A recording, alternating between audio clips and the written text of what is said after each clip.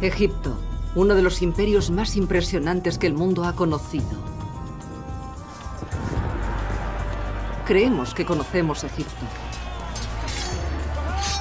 El terrible y despiadado poder de los faraones. Las tumbas de oro.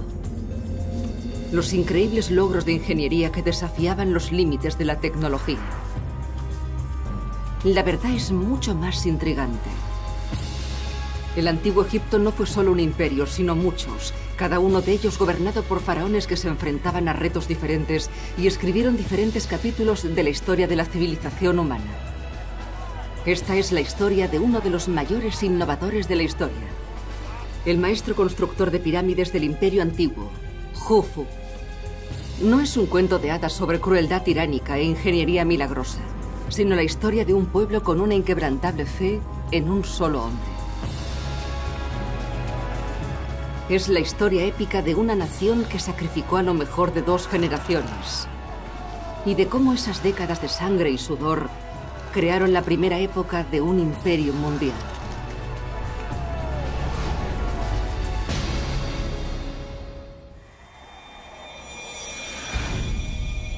Durante casi 4000 años, la Gran Pirámide de Giza fue la estructura de fabricación humana más grande del planeta.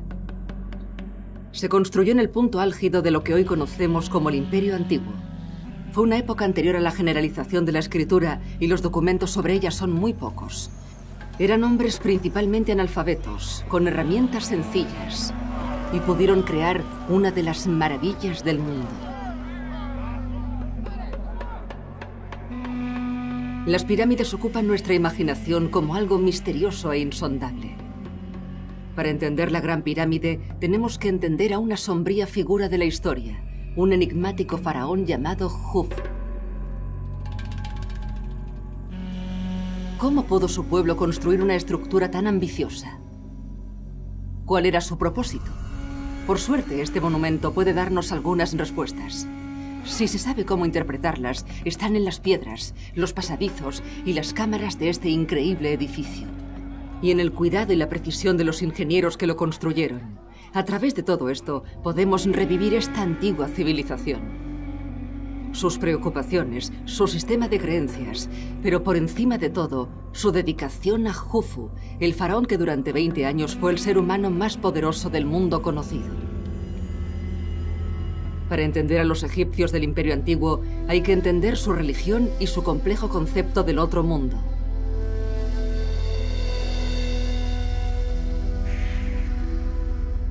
En 2500 años antes de Cristo, Sneferu, el primer faraón de la cuarta dinastía egipcia, moría. Y su hijo Jufu se preparaba para subir al trono. Su padre había sido un rey terriblemente popular, pero su pueblo no le lloraba. Creían que la vida seguía después de la muerte, y la muerte del padre de Jufu era especialmente significativa. Porque en el otro mundo, el espíritu del faraón muerto se uniría a los dioses.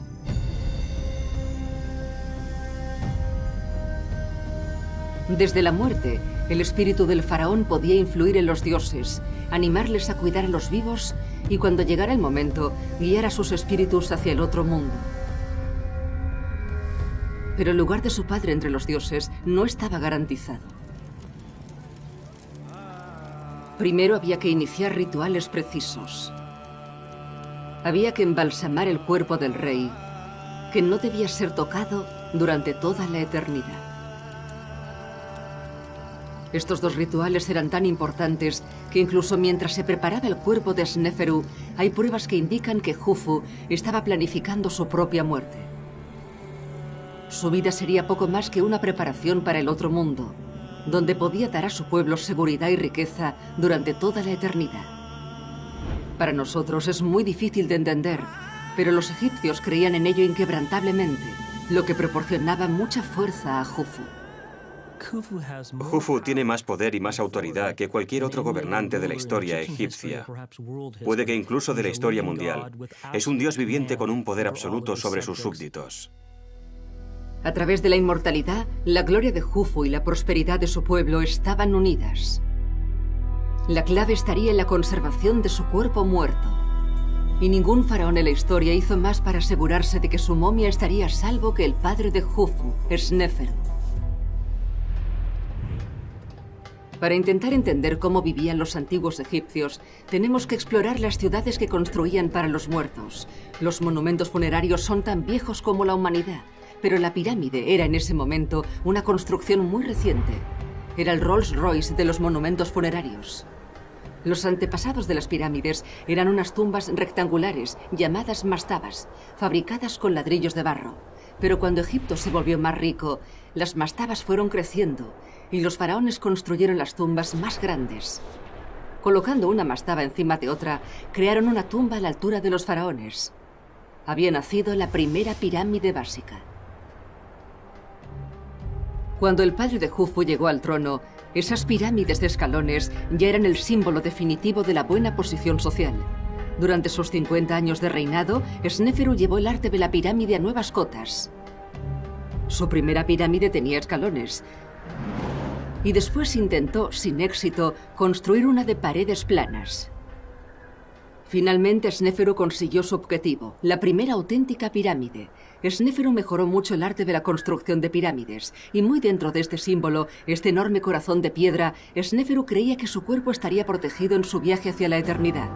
Jufu miraba y pensaba que podía hacerlo mejor, que podía aprender de los errores de su padre, que podía construir algo más grande y majestuoso, algo que capturase realmente la atención de su pueblo y de cualquiera que visitase Egipto.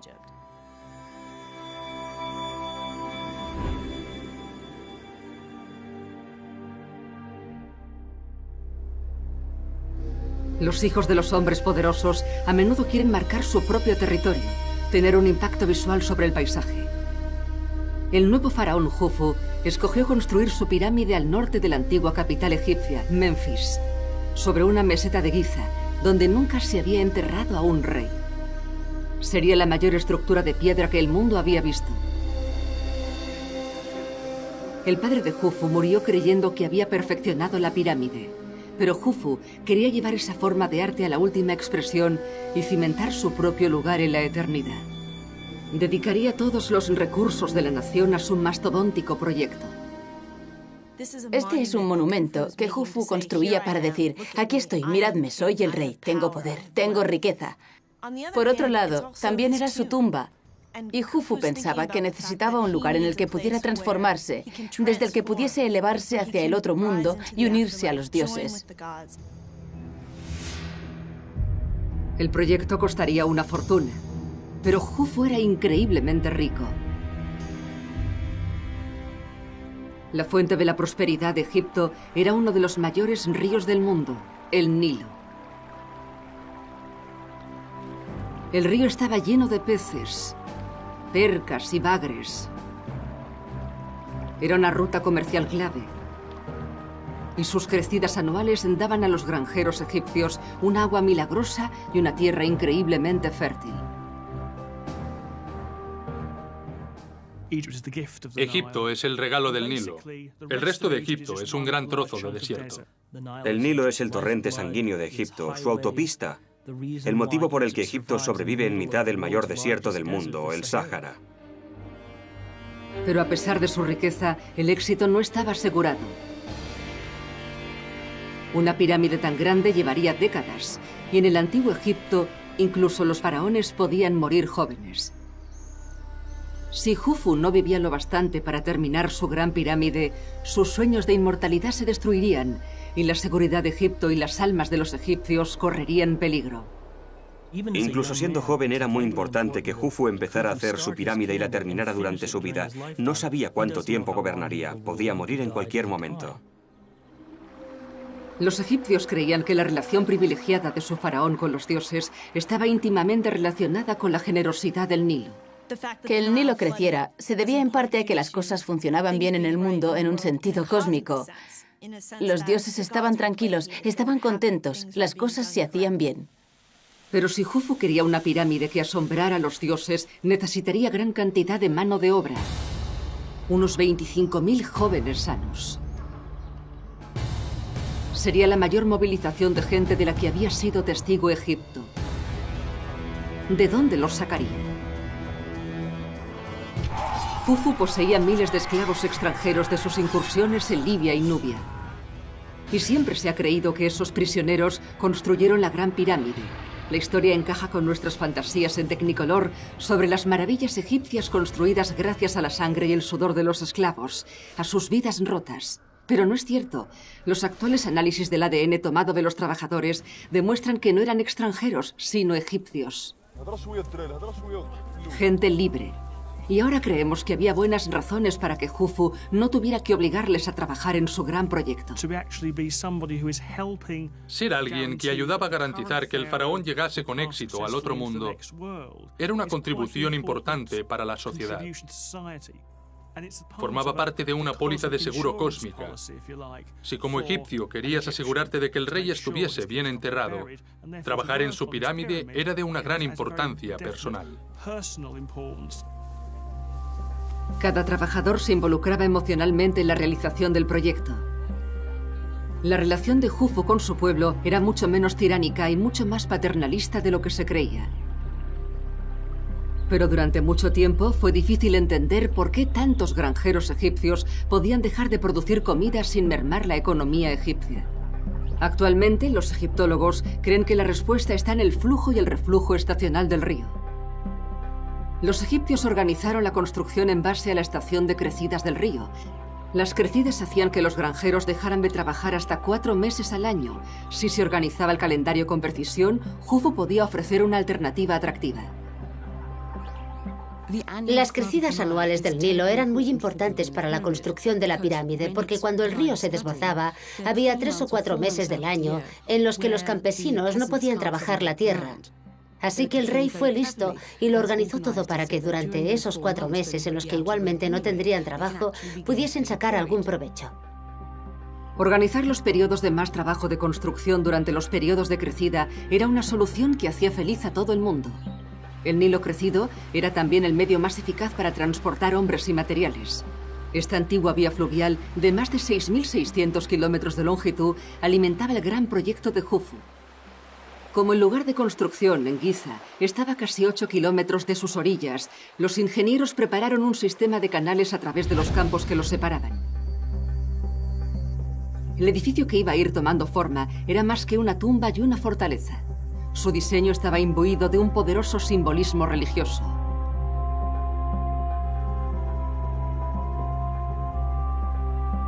Ahora se cree que quizá la clásica forma de pirámide simbolizaba la creación del mundo. La primera parte de la Tierra en elevarse por encima del agua fue una gran montaña. Los egipcios la llamaban Tak-Yenen y la convirtieron en uno de sus dioses. Como el jardín del Edén, ese lugar era armonioso y pacífico, un paraíso terrenal. Ese primigenio estado de perfección era conocido como Ma'at. La forma de la pirámide imita la tierra emergida y representa ese estado perfecto. Ma'at es básicamente verdad u orden, los buenos modos como lo opuesto al caos. Así que para los egipcios era el Ma'at, el orden, contra el caos. Y el mundo siempre era caótico y el rey tenía que mantener el equilibrio entre los dos. La pirámide de Jufu tenía que seguir estrictamente las reglas del Ma'at. Era la chispa mágica que transformaría un gran montón de piedras en una escalera hacia la otra vida. Su primera e importantísima acción fue alinear la pirámide con los cielos, el hogar de los dioses.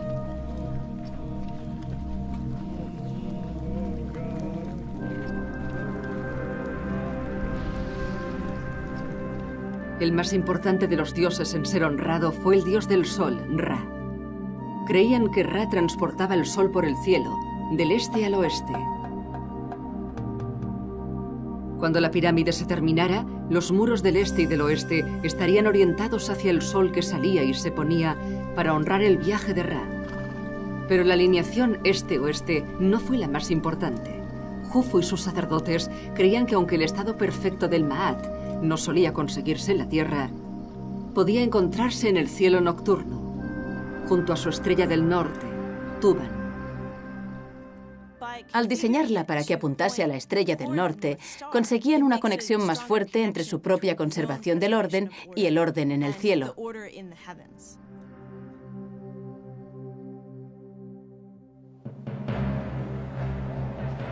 Para llevar a cabo esta importantísima empresa, con un pie en la tierra y otro en el cielo, hombres de todos los rincones del imperio del Antiguo Egipto se reunieron en Giza. Esa reunión probablemente fuera la mayor concentración de mano de obra de la historia de la humanidad. El calor abrasador de la llanura de Giza sería el hogar de algunos de ellos durante décadas.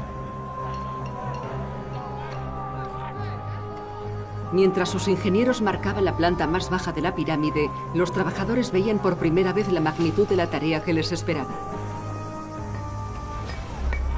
Y no debía de ser una visión tranquilizadora. Lo que debían pensar el primer día que miraban la meseta de Giza debía ser: ¿cómo vamos a poder hacerlo? Es desalentador pensar, no hay nada aquí y dentro de 20 años habrá una montaña.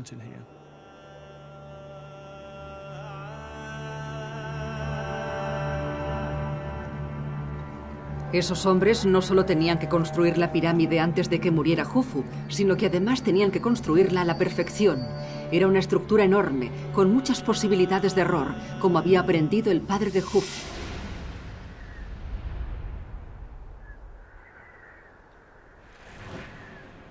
Sneferu había conseguido la primera pirámide perfecta con la pirámide roja, pero por el camino cometió graves errores.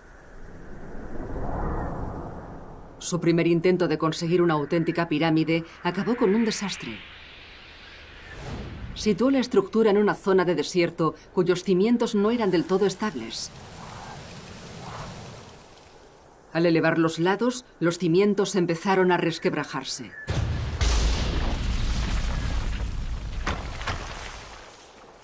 En un desesperado intento por aliviar la carga, redujeron el ángulo de las pirámides a medio camino, creando la pirámide torcida. Pero eso tuvo un precio. La clara forma imperfecta de la pirámide rompía las reglas de Maat y la devaluaba como maquinaria de resurrección. Sneferu tuvo la suerte de reinar durante más de 50 años, tiempo suficiente para empezar otra y conseguir su objetivo.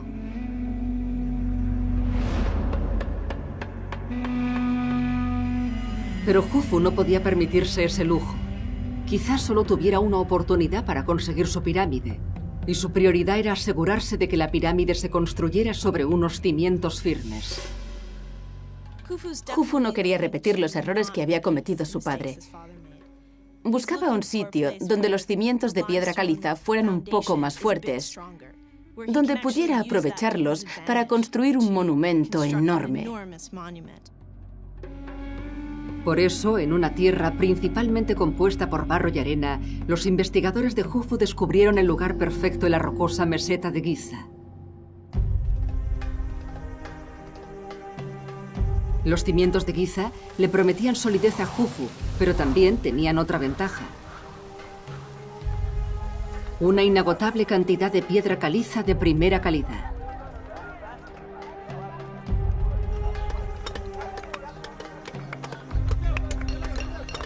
Una cantera a las puertas de la pirámide ahorraría millones de horas de trabajo al proyecto de un plumazo.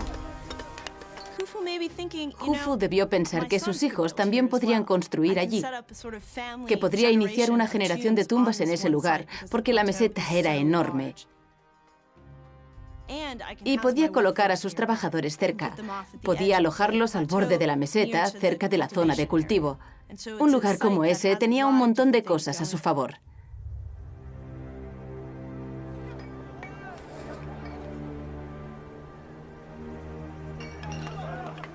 La pirámide se tragaría casi 2,5 millones de bloques de piedra caliza, con un peso medio de 2,5 toneladas cada uno. Algunos de los bloques de la base de la pirámide eran incluso más grandes, de hasta 15 toneladas. Jufu y sus ingenieros habían empezado bien, Tenían unos cimientos sólidos y una gran cantidad de piedra, pero todavía se enfrentaban a un problema. Tenían que asegurarse de que cada etapa se construyera al mismo nivel. Si se elevaba ligeramente en algún punto, sería imperfecta, inútil, un insulto a los dioses a los que pretendía encandilar.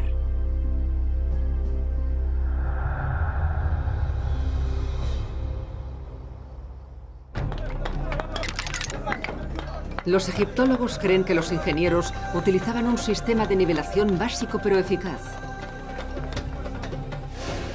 Se fijaban 2 trozos de madera de la misma longitud a un travesaño, creando un triángulo isósceles, y se hacía una marca en la mitad del travesaño. Una plomada colgada del vértice hacía intersección en el travesaño, en la marca, solo cuando se colocaba una superficie nivelada. El instrumento, llamado nivel de escuadra, permitía a los ingenieros comprobar que todas las piedras estaban perfectamente horizontales. El aparato era sencillo, pero increíblemente eficaz. Cuando el gran proyecto de Jufu empezó a tomar forma, cada lado de la base de la pirámide, más largo que 2 campos de fútbol, estaba casi perfectamente horizontal, desviándose de la perfección menos de 3 centímetros.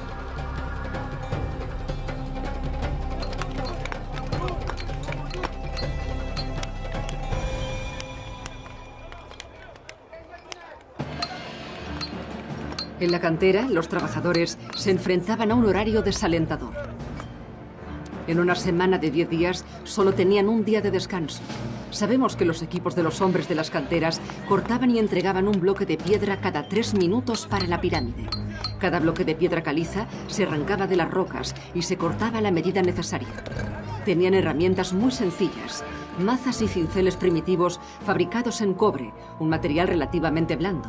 Por suerte, la piedra caliza es más fácil de cortar que muchos otros tipos de piedra. Los antiguos egipcios usaron las mismas herramientas para cortar piedra durante siglos y pasarían otros 500 años antes de que empezaran a usar el bronce y crearan una nueva generación de herramientas mucho más duras. Como sus antepasados, los constructores de Jufu confiaban en su insistencia y en la cantidad de hombres que tenían para conseguirlo. Lo fundamental de la tecnología egipcia de la época era la tecnología práctica. No les interesaban las especulaciones. ¿Qué necesitamos para hacer el trabajo? Eso era todo lo que pensaban. Cuando las piedras estaban preparadas, los trabajadores de la cantera las llevaban hasta el lugar de la construcción. Aunque la cantera estaba cerca de la pirámide, era una tarea mastodóntica, ya que muchas de las piedras pesaban varias toneladas. ¿Cómo llevaron 6 millones de toneladas de piedra hasta las caras de la pirámide emergente? Nuevamente, parece que la solución fue sencilla y práctica.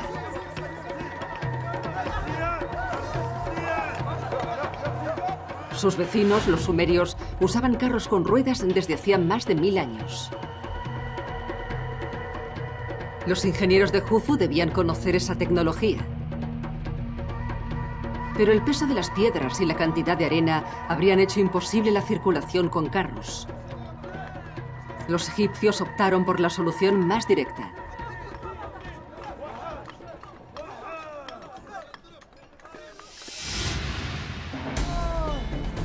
Construyeron una enorme rampa y simplemente arrastraban los bloques sobre planchas de madera. La rampa estaba hecha de escombros y piedras de la cantera y tenía tiras de madera para ayudar a la plancha a moverse con más facilidad.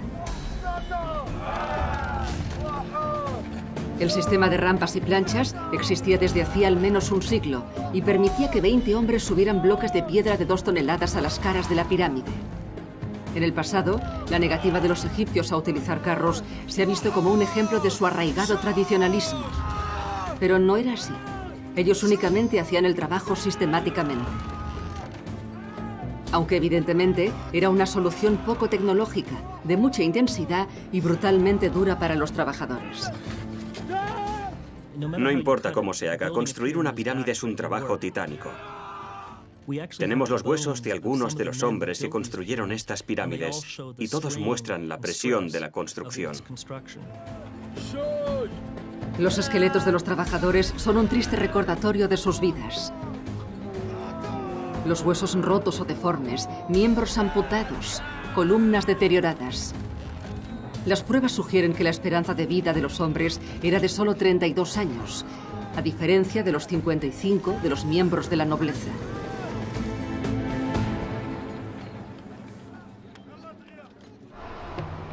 Piedra a piedra, la gran pirámide de Jufu iba creciendo. Los bloques llegaban a la pirámide sin estar completos. La parte de abajo y uno de los lados eran planos, y los mamposteros de la obra terminaban el resto de superficies, alisando los lados y la parte superior para crear superficies perfectamente niveladas. Pero la gran cantidad de mano de obra que tenía asociada presentaba su propio problema logístico. Siempre se ha creído que fueron unos 25.000 hombres los que participaron en este proyecto.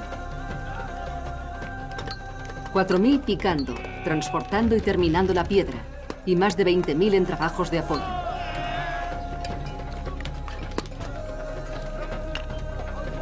Durante un año, eso suponía que 1 de cada 30 hombres de la población de Egipto trabajaba en la pirámide.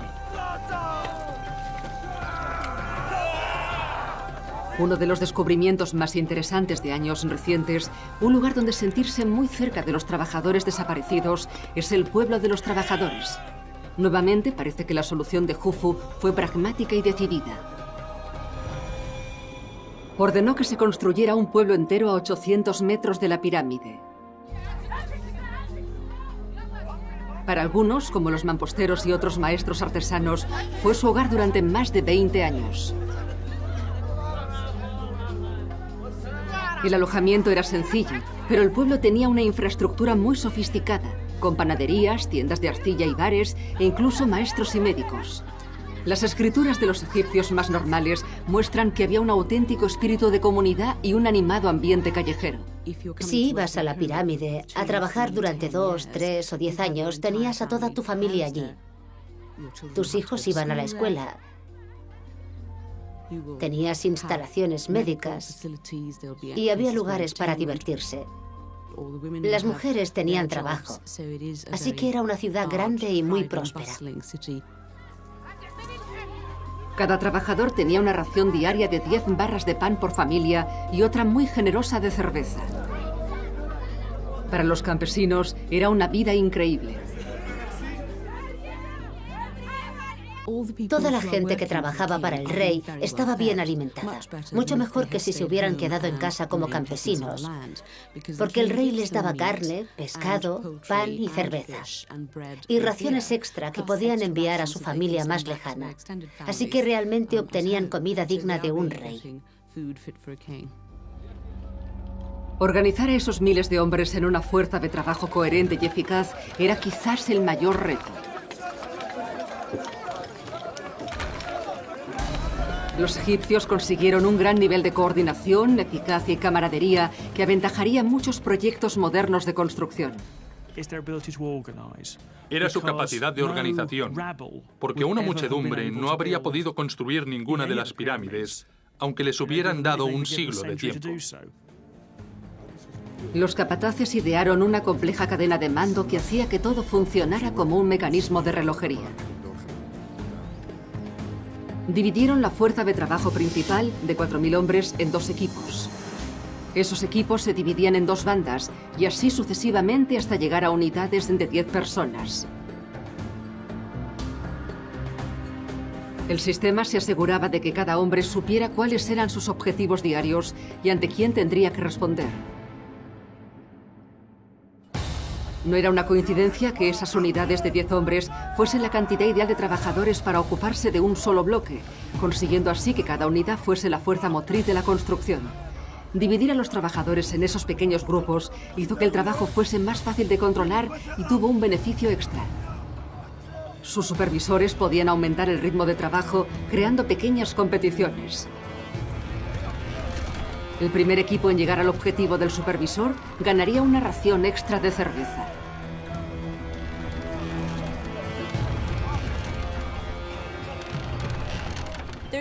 Se ideaban muchos trucos psicológicos para hacer que la gente trabajara más rápido, para que compitieran un poco para levantar la piedra un poco más alta, para poner una piedra más antes de que terminara el día.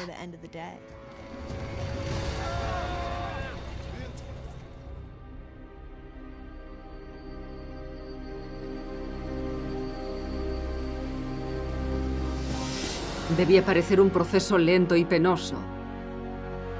Pero piedra a piedra, el proyecto de construcción más grande del mundo empezó a tomar forma.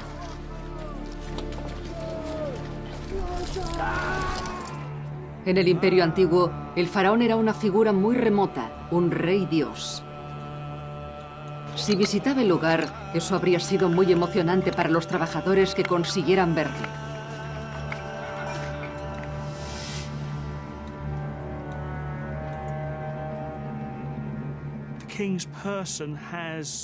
El rey en persona tenía una especie de aura sobrenatural. Así que si trabajabas en la pirámide y él aparecía, eso sería algo para contarle a tus nietos. Cuando los cimientos estuvieron en su sitio, la pirámide llegó a un momento crítico.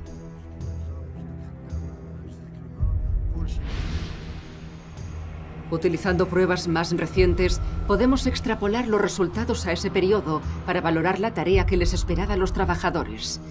En lo que se convertiría en el corazón de la pirámide, los ingenieros construyeron la cámara funeraria de su faraón. Alojaría su cuerpo momificado y los valiosos objetos rituales que acelerarían su viaje al más allá. Cosas de oro, brillantes y exquisitas, que los saqueadores de tumbas, aventureros y arqueólogos han tenido tantas ganas de descubrir a lo largo de los siglos. Aunque Jufu esperaba unirse a los dioses a su muerte, era vital que su cuerpo permaneciera conservado e intacto. Si se movía o se dañaba, su alma eterna perecería, dejando a su pueblo desprotegido y su cuerpo descompuesto fuera del paraíso. Paradójicamente, la simple visión de la pirámide publicitaba a kilómetros de distancia su tumba llena de tesoros, convirtiéndola en un imán para los ladrones de tumbas. La primera pirámide de Egipto, la pirámide de escalones, fue creada por el faraón Djoser. Para proteger su momia, hizo que sus constructores excavasen 30 metros en los cimientos por debajo de la pirámide para crear una cámara funeraria secreta. Pero a principios del siglo XIX, cuando unos viajeros oportunistas llegaron a su interior, descubrieron que había sido saqueada por los ladrones. Cuando los arqueólogos pudieron al fin entrar en la cámara en los años 30, apenas encontraron unos tristes fragmentos de la momia del faraón. Jufu no quería correr el mismo destino, así que los trabajadores de su cuarto interior se aseguraron de que los pasadizos principales se pudieran bloquear con rocas después del entierro. Para disuadir a los ladrones, sus ingenieros construyeron la cámara fúnebre con granito. La piedra se extrajo especialmente de una cantera a 930 kilómetros. Era más dura que el acero y prácticamente imposible de penetrar. Pero la cámara era solo el principio. Su jefe de ingenieros ideó más medidas de seguridad. Cuando el cuerpo del faraón se colocara en la cámara fúnebre, 3 placas de granito caerían cuidadosamente en su sitio, sellando dentro al faraón. Como tercera línea de defensa, se colocaría otra serie de bloques gigantes, evitando el paso por el pasillo ascendente que uniría la cámara con el pasadizo de entrada principal mediante un granito inexpugnable. Jufu creía que su pirámide sería una fortaleza. Pero cuando la pirámide empezó a crecer, los ingenieros descubrieron un error en sus cálculos. Esta cámara fúnebre fue la primera en ser construida con un techo plano de granito, y se preguntaban si sería lo bastante fuerte para soportar el peso de la pirámide. Con el espectro de la pirámide torcida de Sneferu planeando sobre ellos, decidieron asegurarse. Idearon una serie de cámaras para repartir el peso, 20 metros por encima de la cámara. En el techo se harían dinteles para no cargar todo el peso sobre la cámara. Actualmente sabemos que esas cámaras fueron totalmente inútiles, pero tranquilizaron mucho a los arquitectos de la época.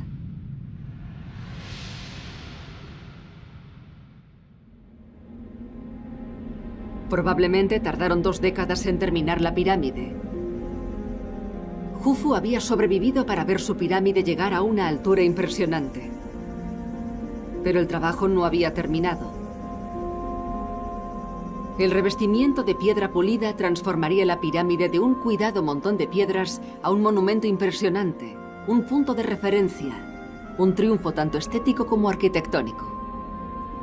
Los trabajadores seguían teniendo muchos meses de trabajo duro por delante. Los mejores mamposteros unían los bloques de roca extraídos y colocados en escalón con piedra caliza blanca de alta calidad.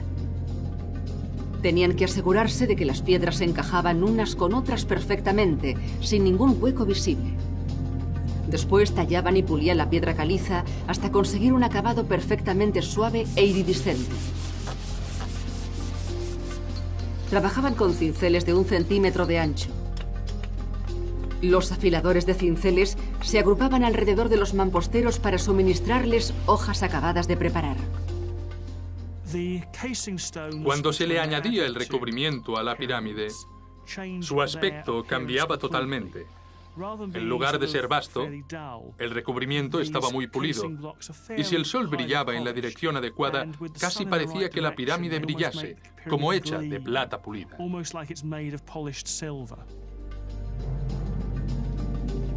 Pero estos acabados eran más que simple belleza.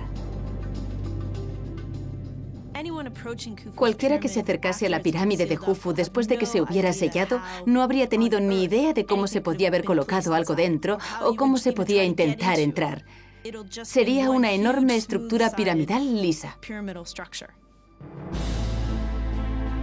Cuando se terminó el revestimiento, este ocultaba cualquier huella de la entrada a la cámara de Jufu.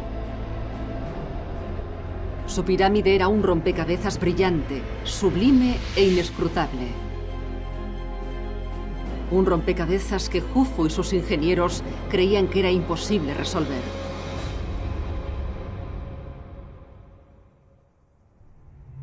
Veinte años después de empezar, el faraón Jufu había sobrevivido para ver su obra maestra terminada.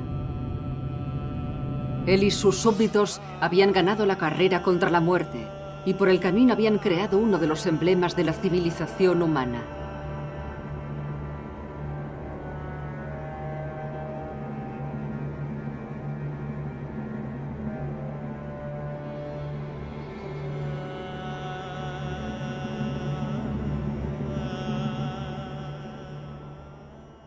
Al final, Jufu fue probablemente el más audaz de los faraones.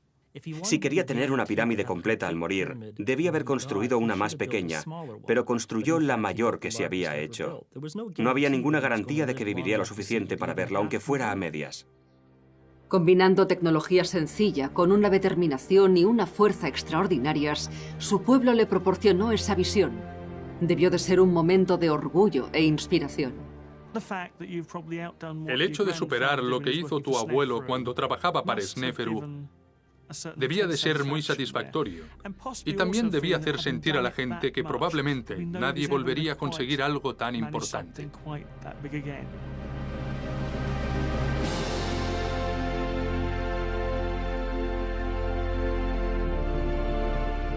Los egipcios se regocijaban. La pirámide estaba terminada. La vida eterna del rey estaba asegurada. Se uniría a los dioses. Mantendría el orden en el otro mundo. En ese momento, todo Egipto lo celebraba. Jufu construyó una pirámide en Giza que era la estructura más alta del mundo y lo continuó siendo durante 4000 años. Pero el faraón apenas tuvo tiempo de disfrutarla.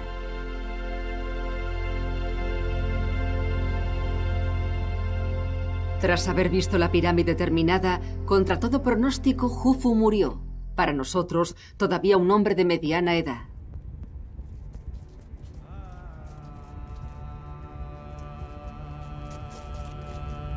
Durante más de 2 décadas, un país entero había planificado y trabajado para un solo momento. Después pondrían a su faraón a descansar en su cámara de resurrección.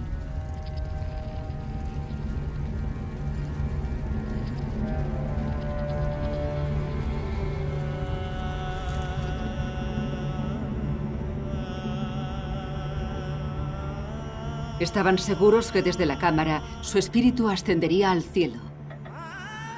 Mientras su cuerpo permaneciese seguro durante toda la eternidad, cuando llegara el momento, ayudaría a sus almas a recorrer el mismo camino. Los ingenieros habían creado 2 huecos de más de 60 metros de longitud a cada lado de la cámara. Eran los pasadizos secretos a través de los cuales el espíritu del faraón podía salir y volver a entrar en la pirámide. Su espíritu residiría entre las estrellas, en el cielo, el hogar de los dioses. Allí compensaría el gran sacrificio de su pueblo, cuidándoles durante toda la eternidad.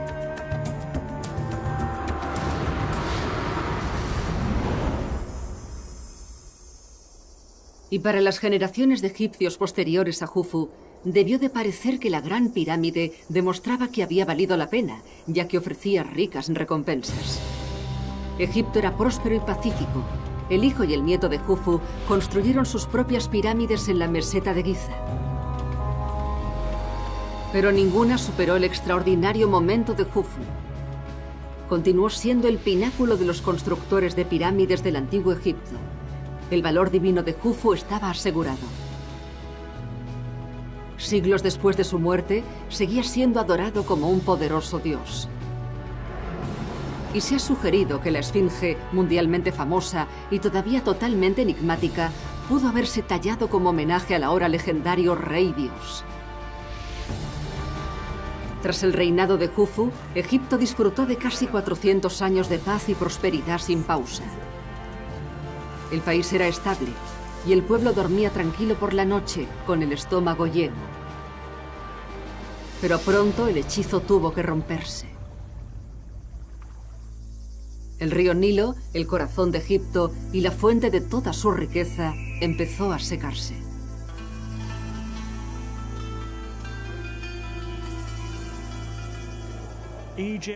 La prosperidad de Egipto se basa fundamentalmente en las crecidas del Nilo. Si el Nilo está demasiado alto o demasiado bajo, el resultado es el hambre. No habrá bastante agua para la cosecha o el agua se lo tragará todo. Actualmente se sabe con bastante seguridad que eso es lo que terminó con todo. Cuando el Nilo se redujo a un arroyo, no hubo cosecha y el hambre se extendió. Y si los faraones decían ser responsables de la benevolencia del río, también tenían que serlo cuando se secaba. La leyenda del todopoderoso rey Dios quedó destruida. Los reyes pierden el control. Ya no les ven como seres fuertes y poderosos, como lo fue Jufu en su época. No pueden controlar lo que ocurre.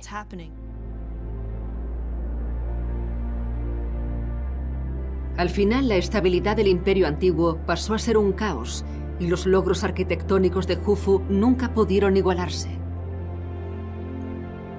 Ese visionario faraón iluminó el imperio antiguo durante las primeras etapas de un gran imperio.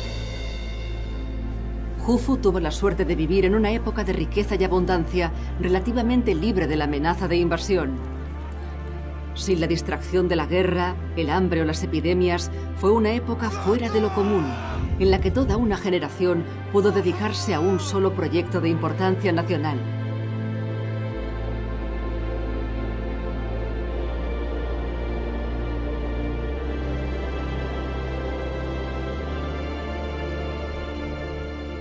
Pero el propósito fundamental de la pirámide era enviar a su faraón a la inmortalidad.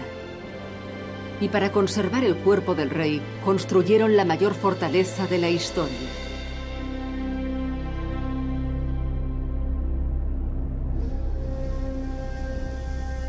Creían que su ingenioso sistema de seguridad formaría una barrera infranqueable para los ladrones de tumbas más decididos durante toda la eternidad. 820 después de Cristo.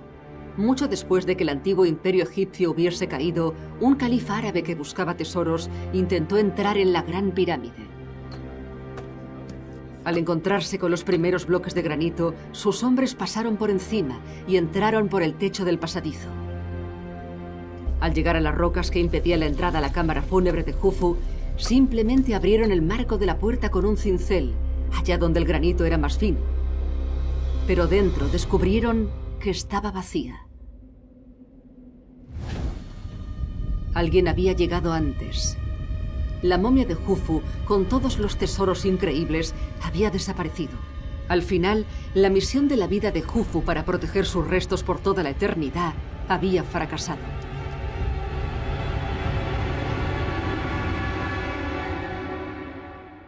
Jufu no está teniendo una buena vida en el más allá. Para él, lo único importante de construir la pirámide era llegar al otro mundo. Eso era muy importante. Y como los restos no han durado, su trabajo quedó totalmente incompleto.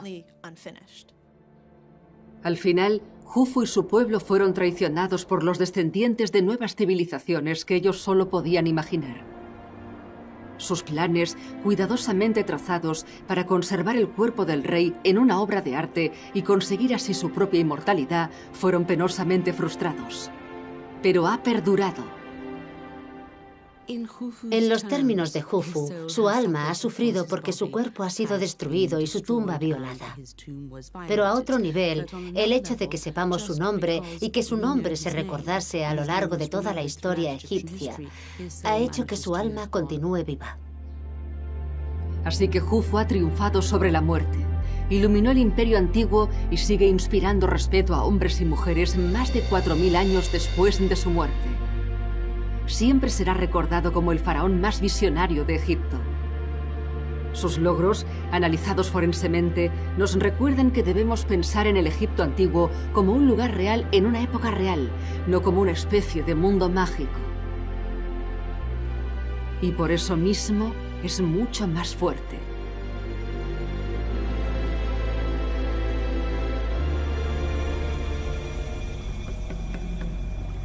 Egipto. Siglo XII a.C. El gran faraón Seti aseguraba la continuación de su dinastía. Los sacerdotes de Seti habían designado a su hijo mayor, Ramsés, como heredero al trono. Ramsés nació en la 19ª dinastía, un linaje inmensamente rico e influyente. Esa nueva nobleza había sido testigo de un renacimiento del imperio y Ramsés se convertiría en el faraón más icónico del Imperio Nuevo. Para entender la magnitud de sus logros, tenemos que entender el imperio en el que había nacido y cómo había evolucionado este en los 1300 años transcurridos desde los días del Imperio Antiguo.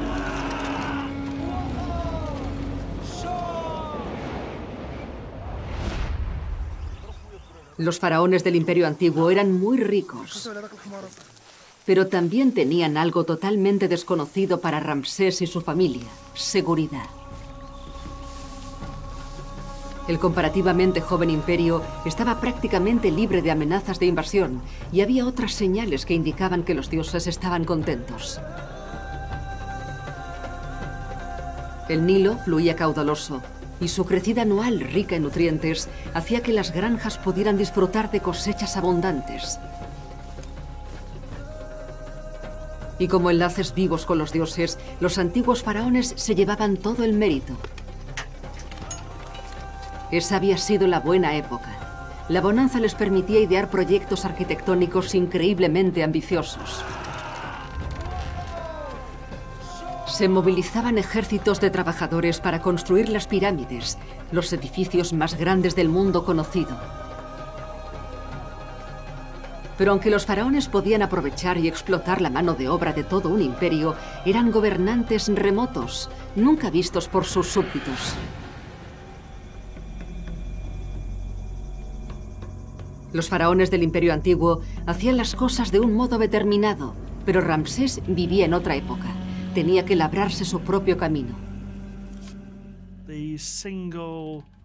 La imagen decidida y divina del faraón de la época de las pirámides había desaparecido.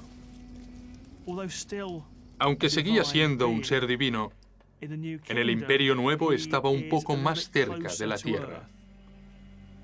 Ramsés lo sabía muy bien.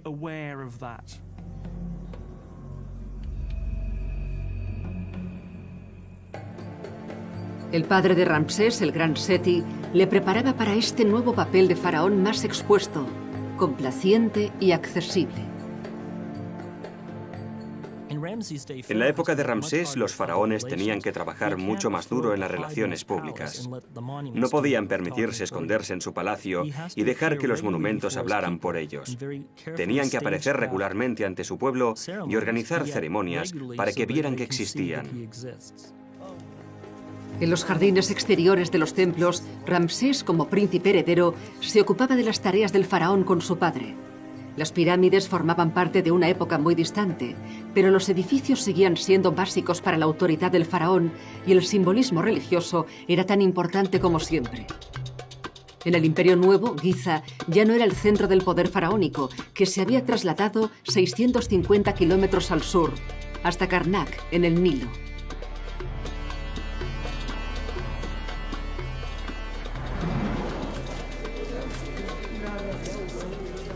Este es el complejo de los templos de Karnak. Al igual que la Gran Pirámide, las estructuras tenían un poder sagrado y ofrecían un camino visible al más allá. Pero a diferencia de las elitistas pirámides de Giza, los templos de la época eran mucho más accesibles. Una de las primeras tareas de Ramsés fue expandir junto a su padre este lugar religioso. Juntos crearon el mayor complejo de templos jamás construido y lo coronaron con uno de los grandes logros de la ingeniería de la antigüedad, la sala hipóstila.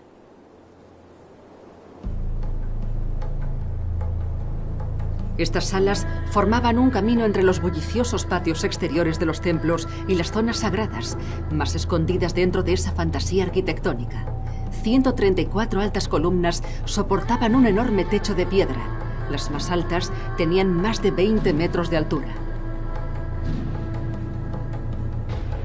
En la base hay unos bloques tan gruesos que se necesitan más de 7 personas de la mano para rodear una sola de ellas. Pero como los grandes constructores de pirámides del Imperio Antiguo, los ingenieros de Seti usaron métodos aparentemente sencillos para construir la sala. Mientras las piezas de las columnas iban llegando de la cantera, los constructores las iban poniendo una encima de otra. Los muros de la sala iban creciendo y la sala se llenaba de arena para subir el nivel del suelo, para que cada nueva sección se pudiese colocar en su lugar con facilidad. Cuando se colocaron las piezas del techo, los trabajadores fueron quitando la arena y terminando las columnas mientras bajaban de nivel.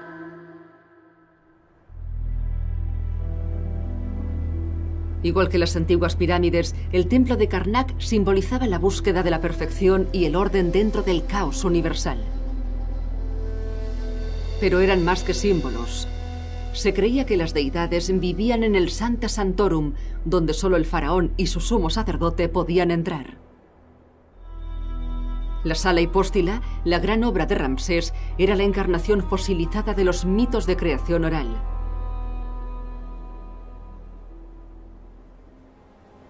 Las grandes columnas parecían plantas de papiro gigantes. Representaban el pantano primigenio que cubría la tierra durante la creación. Un significativo desarrollo en el culto al otro mundo le daba a este edificio aún más valor. Así que cuando Ramsés heredó la tarea de supervisar la decoración del interior de la sala hipóstila, continuaba un trabajo cósmicamente importante. El espíritu del faraón muerto ya no se alojaba en el corazón de una enorme pirámide. Ahora brillaba desde todas las piedras y la pintura de las estatuas y los relieves. Los artistas hacían más que decorar. Estas imágenes transformaban la sala en una potente fuente de poder religioso y político. El futuro faraón empezaba a crear su propia marca. Ramsés. Es en los templos donde el faraón proyecta su imagen. Son los carteles en los que puede publicitar su gloria y su fe en los dioses. En parte intentaba impresionar a los dioses, no solo al pueblo en general, así que tenía dos públicos.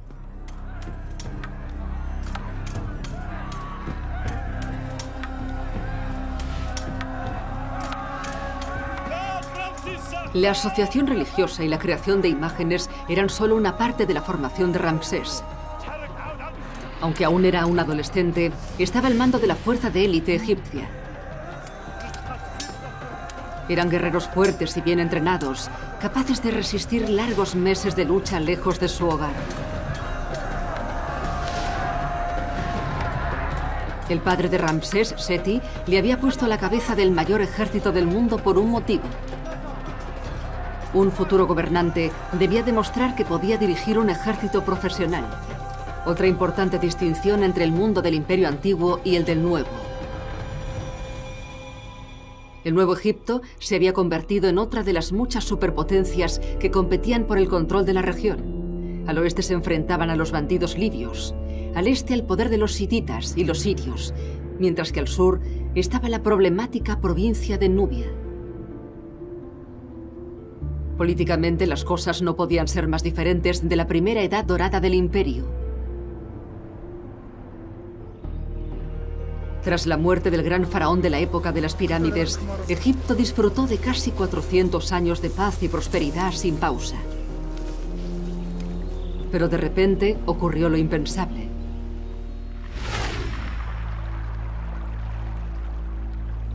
El río Nilo, el corazón de Egipto y la fuente de toda su riqueza, se secó.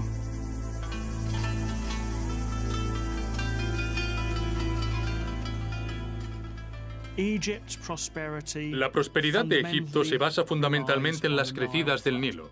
Si el Nilo está demasiado alto o demasiado bajo, el resultado es el hambre. No habrá bastante agua para la cosecha o el agua se lo tragará todo. Actualmente se sabe con bastante seguridad que eso es lo que terminó con todo. Cuando el Nilo se redujo a un arroyo, no hubo cosecha y el hambre se extendió. Evidentemente, los dioses no estaban contentos. La privilegiada relación que los faraones parecían tener con los inmortales se había resentido. Los reyes pierden el control. Ya no les ven como seres fuertes y poderosos como lo fue Jufu en su época. No pueden controlar lo que ocurre. Egipto acabó por recuperarse, pero tras un segundo periodo de prosperidad, el Nilo volvió a secarse, dejando al pueblo vulnerable ante otra amenaza: la invasión de los Hyksos.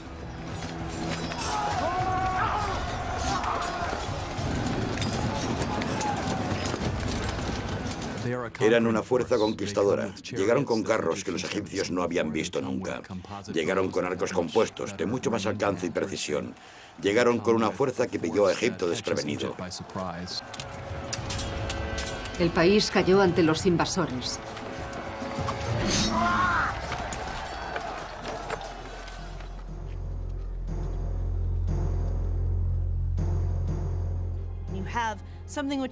Ocurrió algo que nunca había ocurrido y que Jufu nunca hubiera pensado que podría ocurrir: que hubiera alguien no egipcio al mando de una gran parte del país. Los Hyksos controlaron el norte de Egipto durante más de un siglo, pero al final los egipcios consiguieron echarles.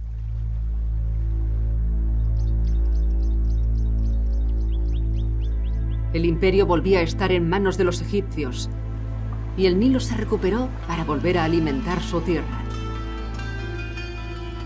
Surgieron nuevos líderes que fueron coronados reyes dioses. Pero el vínculo entre el faraón y el pueblo se había estirado y debilitado. En la época de Jufu, Egipto vivió un periodo de poca pero pacífica prosperidad, y los faraones se llevaban todo el mérito. Pero los cataclísmicos acontecimientos de los siglos siguientes demostraron al pueblo que sus reyes dioses no eran todopoderosos después de todo, y que sus fronteras no eran para nada inexpugnables. Con todo eso en mente, se preparó Ramsés para las habilidades necesarias para un faraón moderno, el poder militar y la confianza de su gente. Seguro que Ramsés estaba impaciente por ser faraón. Tenía el mejor entrenamiento que podía desear un futuro faraón gracias a su padre, Seti I, que le preparaba a fondo para subir al trono. Pero seguro que él quería el trabajo para él solo. Al final, Ramsés tuvo su oportunidad.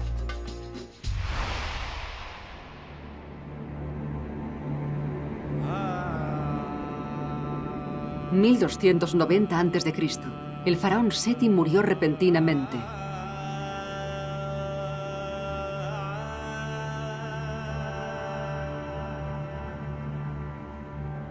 Ramsés fue coronado rey de Egipto.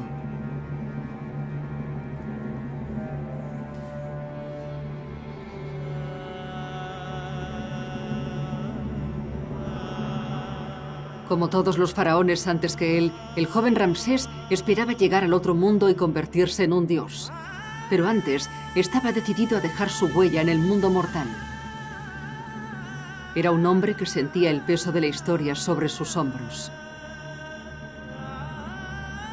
Sabía que en la nueva época construir grandes templos no era suficiente. Había que verter sangre.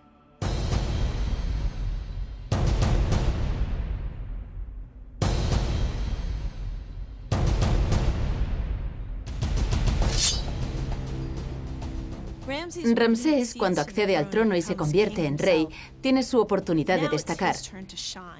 Es su turno de demostrarle a los egipcios y a las potencias de Oriente Próximo que es un faraón poderoso que puede competir a escala mundial. Y Ramsés debió pensar que podía crear un imperio de magníficas proporciones. No voy a quedar inmortalizado solo en piedra, sino que quedaré inmortalizado por el tamaño del territorio que gobernaré.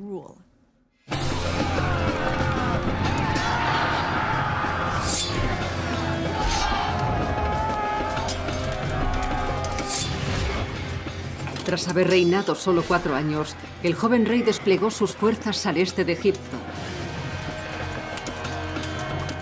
Hábilmente consiguió doblegar una serie de pequeñas ciudades-estado en Canaán, actualmente Palestina e Israel, y consiguió así un lucrativo pasaje comercial. Las victorias de Ramsés llenaron las arcas reales. Y no perdió tiempo antes de embarcarse en un proyecto de construcción épico para darles las gracias a los dioses y para proclamar a cualquiera que quisiera escuchar sus gloriosos triunfos. Lo más increíble de Ramsés es la confianza que tenía cuando pasó a ser rey. Era un rey joven, inexperto, pero se lanzó a hacer cosas. Inmediatamente inició un enorme proyecto de construcción muy ambicioso y empezó a librar batallas en el extranjero. Era una cuestión de equilibrio. Había que tener un ejército fuerte para asegurarse de que la riqueza siguiera entrando en Egipto, para poder enviar esa riqueza a los templos y darle las gracias a Amón-Ra por ayudarle a conseguir ese gran imperio. El Luxor, cerca de Karnak, extendió el templo, creando un gran patio delantero lleno de estatuas colosales de sí mismo. Y ante ellas plantó 2 obeliscos gigantes tallados a partir de bloques de granito rosa. Como las pirámides antes que ellos, apuntaban al poder de los cielos. Ramsés apuntaba alto. Había conseguido algunas conquistas memorables, pero si quería ser recordado como el mayor faraón que había existido, tenía que superar a sus antepasados. Decidió llevar su campaña hasta las tierras del enemigo más temido de Egipto. Un adversario contra el que su padre había librado batallas épicas, una legendaria raza de guerreros y la única potencia de la región que podía compararse con Egipto. Los hititas. Los ojos de Ramsés volvieron a apuntar en la frontera oriental. El joven rey de Egipto se preparaba para llevar a su país a la guerra contra los hititas, una civilización sofisticada, organizada y dominante, y una superpotencia rival. Su padre, Seti, había conseguido una famosa victoria sobre los hititas, recordada en los muros del templo de Karnak al capturar la estratégica ciudad de Kadesh. Pero los hititas la habían recuperado más tarde, un revés que los egipcios no podían olvidar. Kadesh es un lugar estratégico en Siria, pero había algo que tenía a los egipcios obsesionados con Kadesh. Kadesh estaba en la frontera entre Egipto y el reino hitita, gobernado por el rey Muwatallis. Quien la controlase también podía disfrutar de la fértil tierra agrícola que la rodeaba, una zona que actualmente se conoce como el Valle del Bekaa. 4 faraones habían intentado hacerse con este crucial premio estratégico. Ramsés puso en juego su reputación para triunfar allá donde tantos de sus predecesores habían fracasado. Ramsés se jugaba mucho en Kadesh. Era un faraón joven. Los egipcios querían conseguir uno de los valles y los territorios más ricos de la zona. Ese era el premio. Si controlaban Kadesh, controlarían también el resto del territorio. 5 años después de subir al trono, Ramsés llevó a su ejército a 650 kilómetros de Egipto, a una llanura, actualmente en Siria, al oeste de Kadesh. Los espías de Ramsés le informaron de que el rey hitita, Muwatallis, dirigía una fuerza impresionante de 37.000 soldados de a pie, apoyados por 2.500 carros. Muwatallis montaría en cólera ante la incursión. Pero el joven faraón tenía motivos para tener confianza.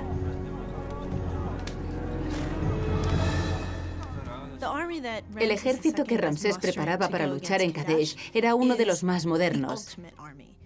Era muy superior y muy diferente a cualquiera que hubiera habido antes. Los egipcios, tecnológicamente conservadores, al fin se habían decidido a usar la tecnología. Conocieron el carro durante la invasión de los Hyksos y lo adaptaron para que pudiera usarse en terrenos arenosos, creando así un arma formidable. Este carro era ligero, muy maniobrable y por encima de todo terriblemente rápido.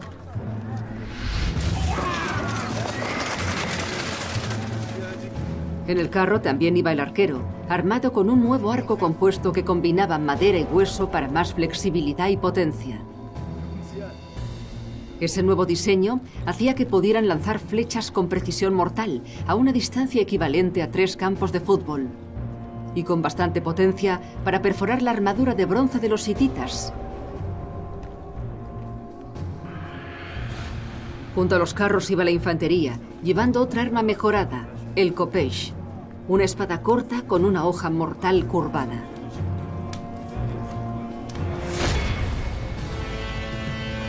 Ramsés estaba a punto de poner a prueba esas armas en el mayor reto al que se había enfrentado.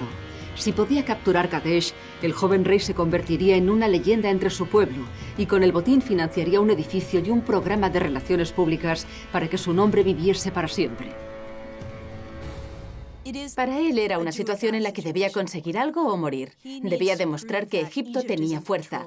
Y se lo debía demostrar a los hititas, pero también a sus propios seguidores, a la gente de Egipto. Mientras Ramsés y su ejército se acercaban a Kadesh, recibió buenas noticias. Los exploradores egipcios habían encontrado a 2 hombres que resultarían ser agentes dobles, escondidos en un bosque cercano. Cuando les interrogaron, afirmaron que el ejército hitita estaba a 190 kilómetros. La ciudad estaba desprotegida. Parecía que Kadesh estaba a su merced. Impaciente por conseguir la victoria, Ramsés se separó de sus tropas y se llevó a una sola división hasta una distancia desde la que podía atacar la ciudad. Ordenó que una segunda división la rodease hacia el norte con un movimiento envolvente. Pero cuando parecía tener la victoria al alcance de la mano, la situación cambió. Ramsés se dio cuenta de que había caído en una trampa hitita. La verdad era que el rey hitita estaba escondido detrás de la ciudad de Kadesh, en el viejo Kadesh, preparado para emboscar a Ramsés. Y soltó a sus perros de guerra. Los hititas atacaron rápido y con dureza. Se apoyaban en una nueva tecnología militar, las armas de hierro. El joven faraón se enfrentaba a una derrota desastrosa. Pero cuando los hititas parecían estar a punto de destrozar a los egipcios, estos tuvieron una tregua. En el último momento, la segunda división llegó desde el norte y cogió a los hititas por sorpresa. Espoleadas por su llegada, las tropas egipcias se reagruparon e iniciaron un violento contraataque. Aunque sería legendaria, no fue una batalla histórica, sino un conflicto extraño, molesto, insatisfactorio e inútil.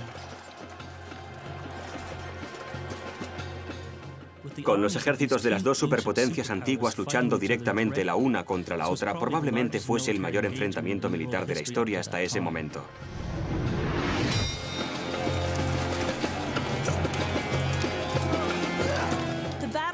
La batalla entre Ramsés II y los hititas fue enorme.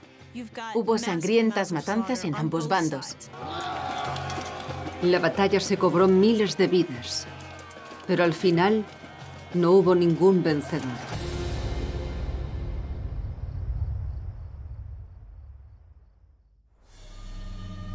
Al amanecer, Ramsés se enfrentó al rey Muwatallis ante los muros de Kadesh.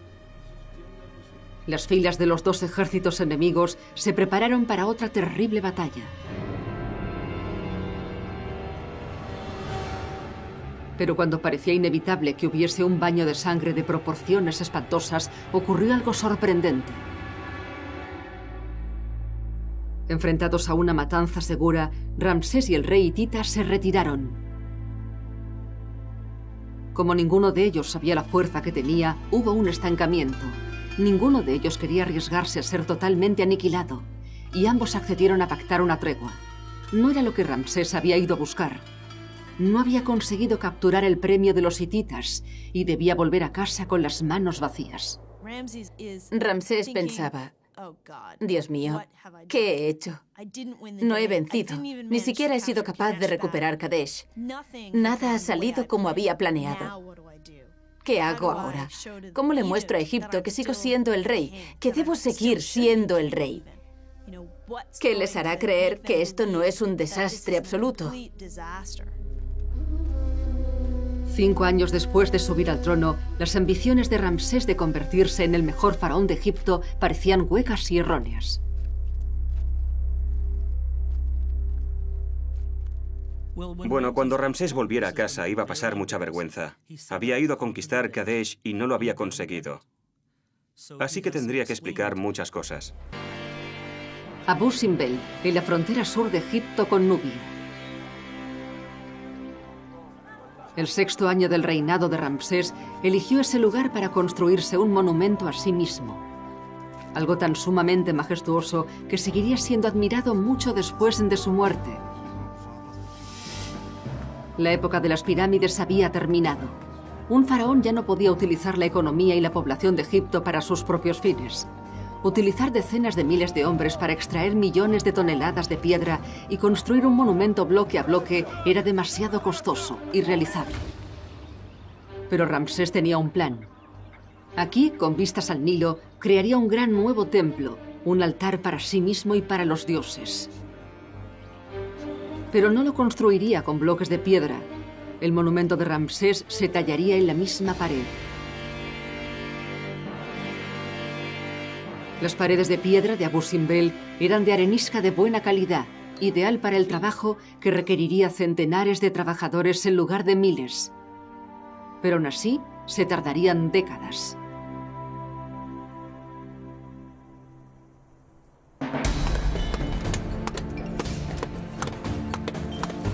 ...1284 a.C. Hábiles mamposteros empezaron a trabajar en Abu Simbel. Su primera tarea fue crear 4 estatuas de 20 metros de altura del propio Ramsés para vigilar la entrada del templo. Los problemas técnicos debieron de ser increíbles. Tenían que pensar cómo escalar esas figuras y tallarlas en la montaña. Tenían que poner andamios para que subieran los trabajadores que iban a hacerlo. Tenían que ser capaces de imaginar esas estatuas saliendo de la pared de una montaña. Los enormes hombros de piedra representarían el alcance y la potencia de Ramsés, pero también tenían otro objetivo, que le relacionaba con su antecesor, Jufu. Buscaban la inmortalidad.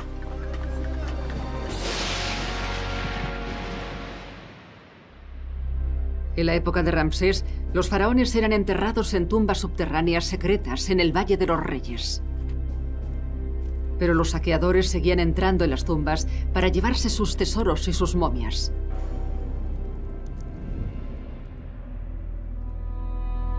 Ante esa amenaza, las creencias egipcias sobre la consecución de la inmortalidad fueron evolucionando gradualmente. Ya no era esencial que los restos mortales del faraón no se moviesen durante toda la eternidad. En la época de Ramsés, la representación en piedra ofrecía una nueva póliza de seguros contra la muerte. Al tener su cara y su nombre, eran símbolos mágicos, símbolos de poder, símbolos que llevaban implícita la inmortalidad. Así que incluso aunque la tumba no durase, o que se llevasen la momia de la tumba, o la destruyeran, seguían habiendo otras maneras de asegurarse de que les recordasen eternamente.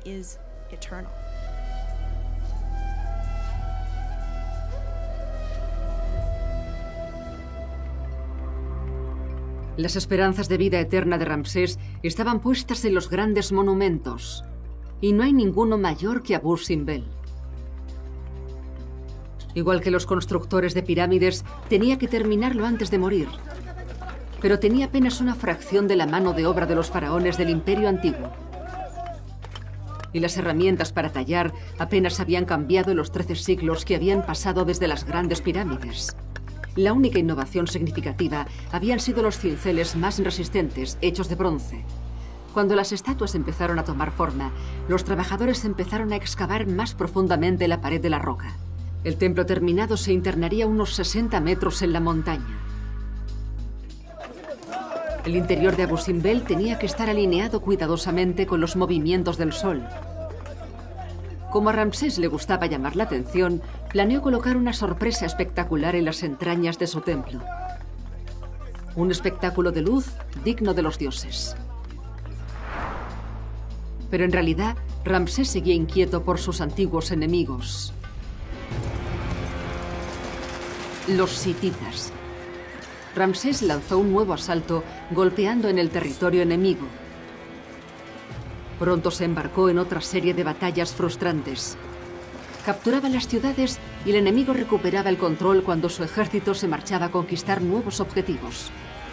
Si en algún momento moría, su templo quedaría inacabado y correría el riesgo de no gozar de vida eterna. Podía acabar siendo un faraón olvidado, un don nadie, un alma perdida.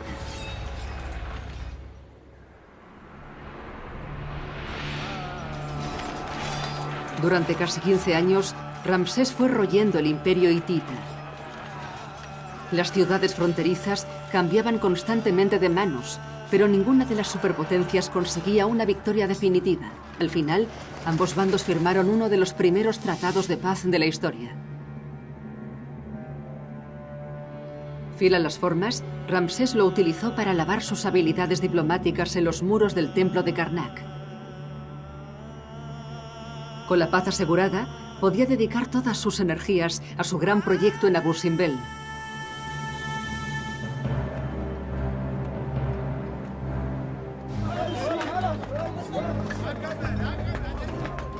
Fue un plan muy descarado. Un rey nuevo rico que anunciaba bombo y platillo el poder de su dinastía.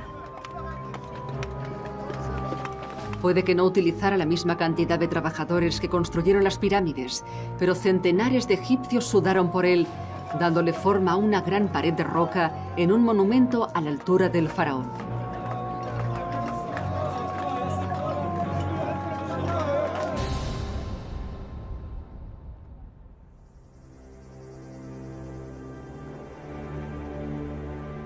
(1266 a.C.)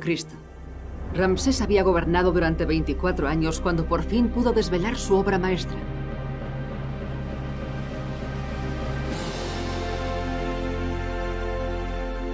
Su homenaje a sí mismo. Su egocéntrico regalo para los dioses.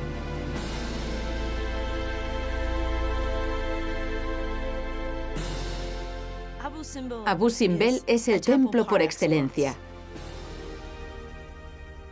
Es una obra maestra.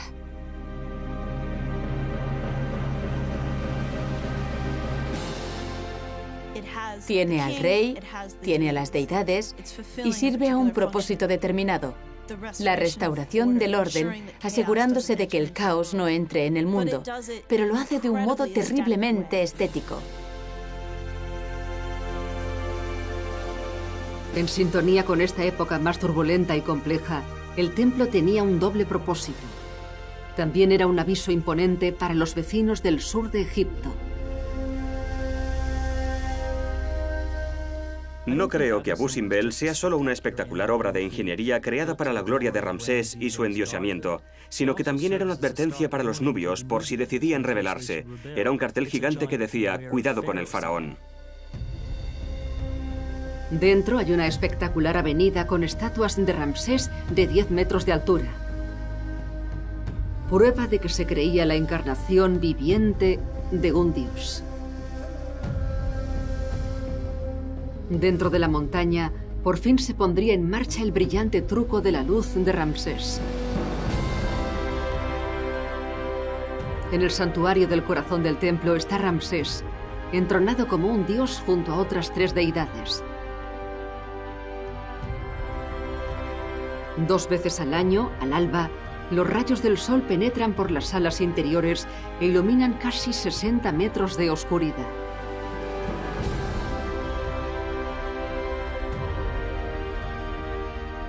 Aquí iluminan al deificado Ramsés y a sus compañeros dioses.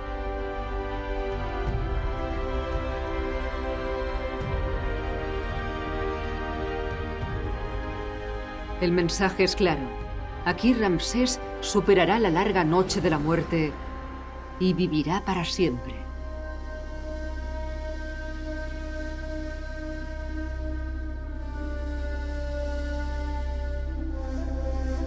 Pero Abu Simbel no fue su último regalo para el mundo.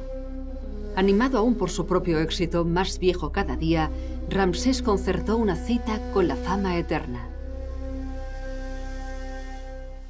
Sus constructores erigieron centenares de templos, estatuas gigantes e incluso una ciudad entera. Así que Ramsés se embarcó en una enorme campaña de construcción. Creó templos por todo Egipto, desde el norte hasta el sur. Ramsés está por todas partes, inmortalizado en piedra y bronce, publicitando la marca Ramsés hoy y probablemente para siempre. Y quizás esa sea su manera de engañar a la muerte. La obsesión de Ramsés por cubrir los monumentos con su nombre y su imagen puede ser, al menos en parte, un deseo por asegurarse que siempre habrá suficientes imágenes de él en la tierra para garantizar su vida eterna.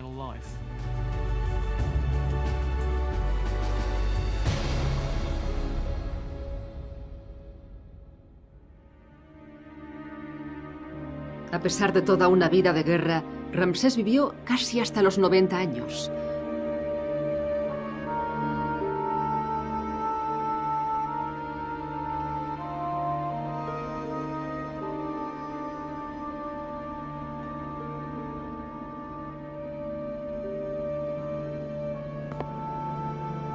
Dejó al menos 45 hijos y 40 hijas y más monumentos que ningún otro faraón antes o después que él.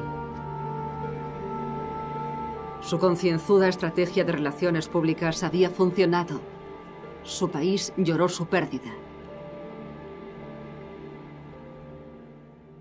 Debió de ser una gran conmoción que Ramsés muriera al fin. Hay que recordar que vivió el triple que la media de los egipcios de su época.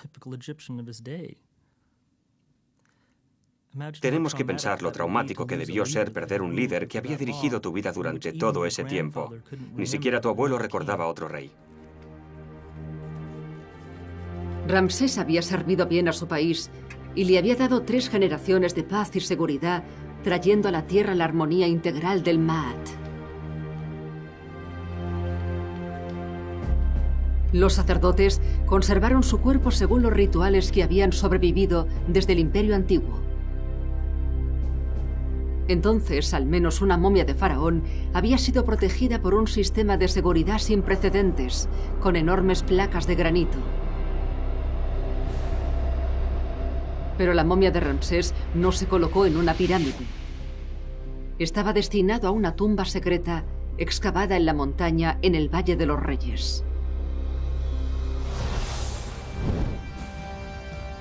¿Funcionaría el engaño?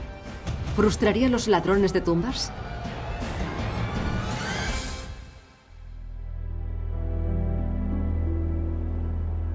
Aunque el imperio egipcio prosperó durante otros 1000 años, ningún faraón pudo estar a la altura de Ramsés II. Había gobernado en Egipto durante 67 años, dejando tras de sí gran cantidad de monumentos. Su vida se extendió a lo largo de 9 décadas. Creo que uno de los mayores testamentos del éxito de Ramsés como faraón es que tuvo muchos imitadores. Desde Ramsés III a Ramsés XI, varios faraones intentaron imitar a Ramsés II. Pero ninguno pudo igualarlo, ni en la duración de su reino, ni en la grandeza de sus logros. El descubrimiento del último destino de Ramsés seguiría siendo un misterio durante otros 1000 años. El 6 de julio de 1881, el egiptólogo Emil Brugsch bajó por las paredes de Deir el-Bahri, cerca del Valle de los Reyes, hasta la entrada de una cueva. Dentro descubrió un depósito secreto de unas 40 momias. Las inscripciones revelaron que la mayoría de ellos eran faraones egipcios con sus reinas. Después de que saquearan sus tumbas originales, les habían vuelto a enterrar sin objetos de valor, un truco para frustrar a otros aprendices de ladrones de tumbas. Uno de ellos era el cuerpo del hombre considerado el faraón más importante de todos los tiempos, Ramsés II.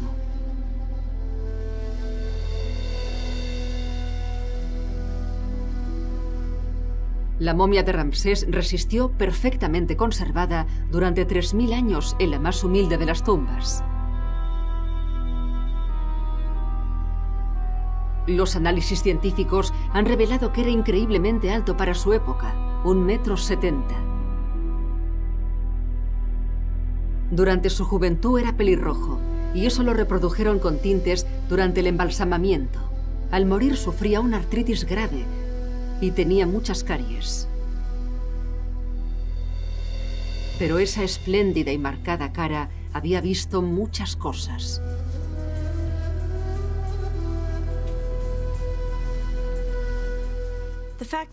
Que hoy estemos aquí hablando sobre Ramsés II es de algún modo lo que él habría querido. Lo que ha conseguido ha sido la inmortalidad.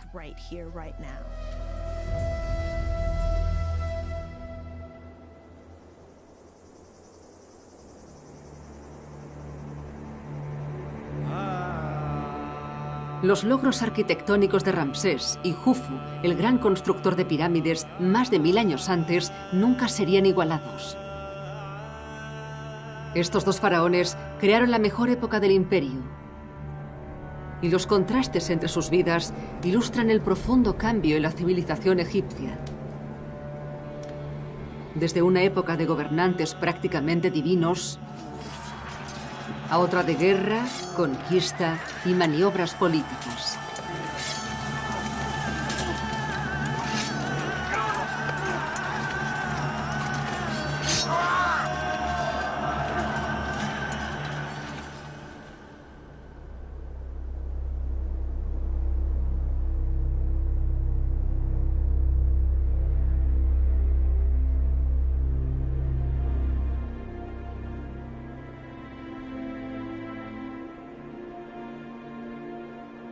Ramsés expandió las fronteras de su país y durante 4 décadas protegió el imperio de sus poderosos rivales. Abu Simbel es hoy uno de los templos más audaces y cautivadores del mundo.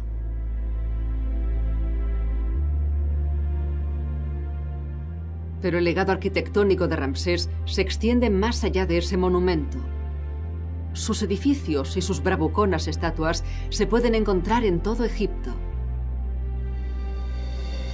Quizá más que nadie, Ramsés fuera un gobernante imaginativo y vanguardista, que hizo más que sobrevivir en una época compleja y peligrosa. Prosperó. Hombre hábil en la guerra, en la política y en la propaganda, personificaba los profundos cambios que había vivido el gran imperio egipcio.